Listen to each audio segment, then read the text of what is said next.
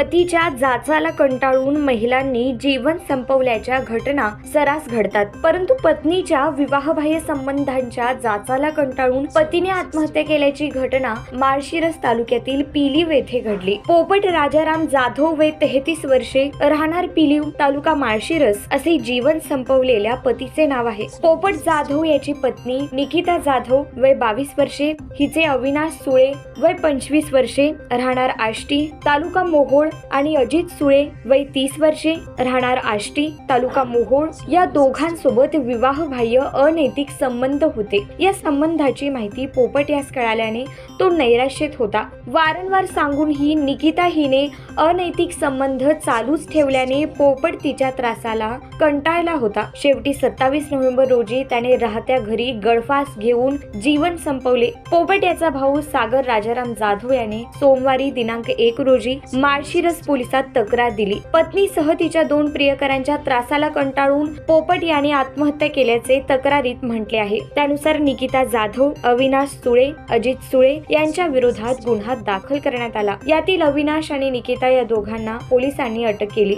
या गुन्ह्याचा तपास सहाय्यक पोलीस निरीक्षक गोसावी करीत आहेत।